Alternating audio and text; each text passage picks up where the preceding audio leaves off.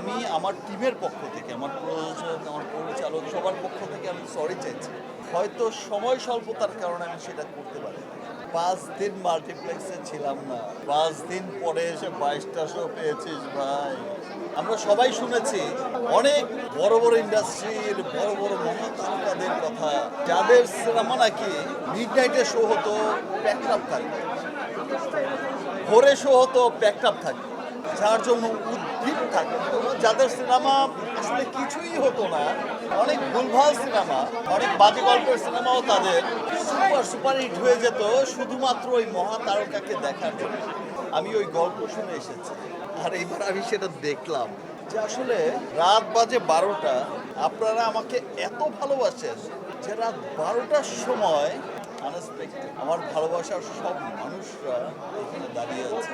হ্যাঁ, আমি এইটুকু মানছি যে প্রিন্স টিম পরিপূর্ণ ছবি আপনাদেরকে দিতে পারেনি, দেশের মানুষের কাছে পৌঁছতে পারেনি।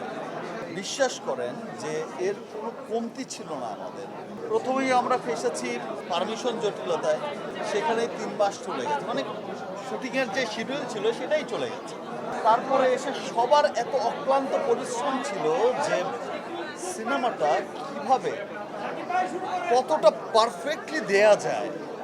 প্রিন্স নিয়ে মানুষের যেই প্রত্যাশা ছিল, দেখেন প্রিন্স আমি যখন গল্প শুনেছি তখনই আমার মনে হয়েছিল, এবং যেই গল্প যে পরিকল্পনা শুনেছি তখন আমার কাছে মনে হয়েছিল যে এটা আমার জীবনের এই পর্যন্ত করা সবচেয়ে বড় সিনেমা হবে। হয়তো সময় স্বল্পতার কারণে আমি সেটা করতে পারি। আমি আমার টিমের পক্ষ থেকে, আমার প্রযোজক, আমার পরিচালক সবার পক্ষ থেকে আমি সরি চাইছি যে আমরা চেষ্টা করেছি। কি বলছিলাম, টেকনিক্যাল সমস্যার কথা বলছে, সিজির কাজটা কথা বলছে, বা কালার, এটা তো সময়ের দরকার, সময়টাই ছিল না। ঈদের আগ দিন পর্যন্ত আমাদেরকে কাজ করতে হয়েছে প্রিন্স রিলিজ দেওয়ার জন্য। নেক্সট সিনেমাগুলোতে নিশ্চয়ই এই বিষয়টা অনেক অনেক খেয়ালে রাখবো। প্ল্যান এ তো ছিল আমাদের হচ্ছে ইন্ডিয়াতে পুরো লোকেশন দেখা, প্ল্যান বিও যেন রাখা, প্ল্যান এ ক্যান্সেল হয়ে গেল যেন আমরা প্ল্যান বি দিয়েও করতে পারি। এটা আমার নেক্সট ডিরেক্টর প্রডিউসারদেরকেও বলবো।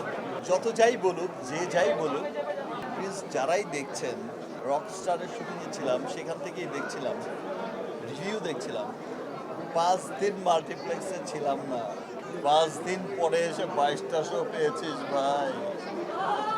২টা শো পাওয়ার কথা ছিল এত ব্যাড রিভিউর পরে। এটাই হচ্ছে মানুষের ভালোবাসা, এটাই হচ্ছে মানুষের ভালোবাসা। এইরকম যে ভাই আমি আমার পছন্দের মানুষকে হেঁটে যেতে দেখবো, তাতেই হবে, আর কিচ্ছু লাগবে না।